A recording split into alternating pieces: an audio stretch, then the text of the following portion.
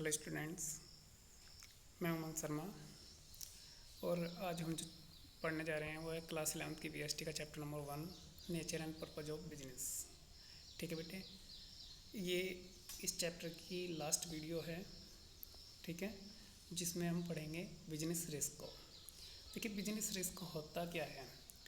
Business risk refers to the profitability of loss or inadequate profit due to uncertainty or unexpected event which are beyond control।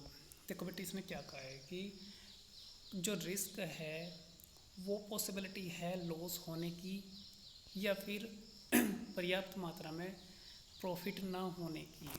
ठीक है ना, जिससे जो है ना या तो आपको लॉस होने की उम्मीद हो सकती है, ठीक है, या आपको प्रॉफिट जितना आपने एक्सपेक्ट किया था उतना ना होने की उम्मीद, वही आपका रिस्क बोला जाएगा। अगर सिंपल वर्ड में हम कहें तो we can say business risk में चांस ऑफ इनकरिंग लॉस और लेस प्रॉफिट देन एक्सपेक्टेड। या तो आपको लॉस होना, नुकसान होना, या उतना प्रॉफिट ना होना जितने की आपने उम्मीद की थी, वही आपका बिजनेस रिस्क है। ठीक है, बिजनेस रिस्क का जो नेचर होगा वो कैसा होगा, किन किन कारणों से आपका बिजनेस रिस्क में आपका रिस्क है। पहले नंबर पे अगर हम बात करेंगे, business risk arise due to uncertainty.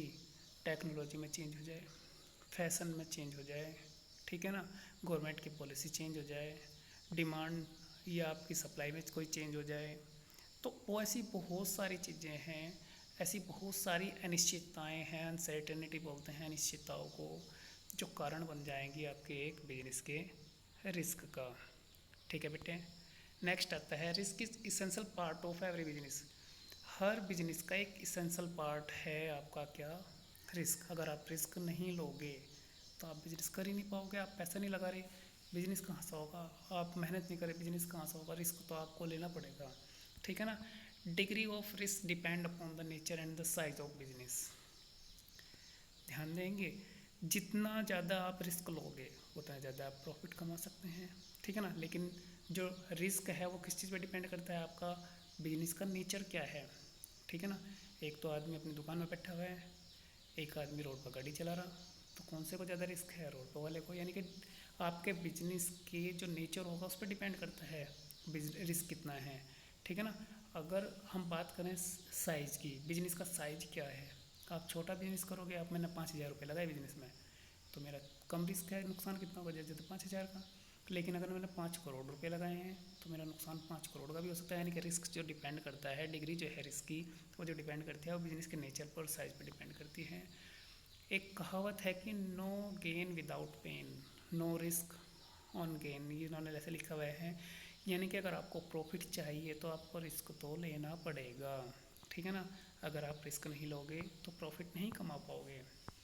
Business risk के जो कारण हैं वो 3 कारण होते हैं। ठीक है ना, बल्कि यहाँ पे 2 ही कारण दिए हुए हैं। पहला हो गया नेचुरल कॉज। ठीक है ना, भाई कोई भूकंप आ जाए, बाढ़ आ जाए, भूखमरी आ जाए, इस तरीके की कोई भी नेचुरल, कोई भी प्राकृतिक समस्या आपके सामने आकर खड़ी होगी। ठीक है ना, उसकी वजह से आपको लॉस हो गया, ये इसका नेचर कॉज हो गया। ह्यूमन कॉज की अगर हम बात करते हैं, किसी आदमी ने कोई आग लगा दी, ठीक है ना, कोई चोरी करके ले गया, इस तरीके का जो रिस्क होगा आपका ह्यूमन कॉज में आ जाएगा। ठीक है बेटे, और एक हो गया आपका, सॉरी 4 दिए हुए हैं, मैं गलती से 2 ही देखे थे। यहाँ पे एक दिया हुआ है इकोनॉमिक कॉज। इकोनॉमिक कॉज देखो बेटे, किसी भी गवर्नमेंट में चेंज होने से, गवर्नमेंट की पॉलिसी में चेंज होने से, ठीक है ना, या किसी भी इकोनॉमी में कोई चेंज होने से जो आपको नुकसान होता है वो क्या बोला जाएगा, आपका इकोनॉमिक कॉज बोला जाएगा। अभी कुछ टाइम पहले ही आपको पता होगा कि जो पुराने इंजन के व्हीकल थे, गवर्नमेंट ने वो बोल दिया कि इस डेट तक आप बेच सकते हैं, उसके बाद उन्हें नहीं बेच पाएंगे। जो फिनिश्ड गुड था, कंपनीज ने औने पौने रेट पे ही, आधे तिहाई रेट पे ही बेच दिए गए। ठीक है ना, तो जो उन्हें रिस्क, जो लॉस हुआ वो उनका कौन सा रिस्क था, रिस्क का कौन सा कारण था, वो इकोनॉमिक था। ठीक है ना, ऐसी कई कंपनीज़ हैं, कोका कोला वगैरह, और भी कई फॉरेन कंपनीज़ हैं जिन्हें भारत से इसी इकोनॉमिक कॉज की वजह से, लॉस की वजह से जाना पड़ा यहाँ पे। एक हो गया आपका फिज़िकल कॉज, कोई आपका जो है ना एक्सीडेंट हो जाए, भाई आप गुड्स इधर से उधर ले जा रहे, ठीक है ना, मशीन में कुछ चलते हुए किसी तरीके का नुकसान हो गया, पुरानी टेक्नोलॉजी की वजह से जो आपको नुकसान हो गया, ये सब आपके कैसे हो जाएंगे, आपके फिजिकल कॉज में आ जाएंगे। तो ये 4 कॉजेज़ हो गए इसके, ठीक है ना। अब हम देखते हैं जो आपके बिजनेस रिस्क है वो कितने तरीके का होता है। बिजनेस रिस्क भी आपका 4 ही तरीके का होता है। पहले नंबर पर आता है इंश्योरेबल रिस्क। जिस रिस्क से बचने के लिए आपने इंश्योरेंस कराया हुआ है, अगर बाई चांस आपको कोई नुकसान होता है तो इंश्योरेंस कंपनी आपके उस नुकसान की भरपाई करेगी। तो ये होता है आपका इंश्योरेबल रिस्क, ठीक है ना। सेकंड होता है आपका नॉन इंश्योरेबल रिस्क, ठीक है ना।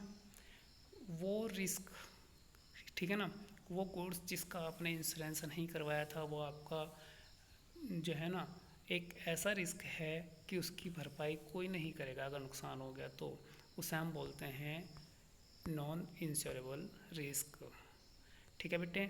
जिसकी भरपाई की इंश्योरेंस कंपनी ने, वो इंश्योरेंस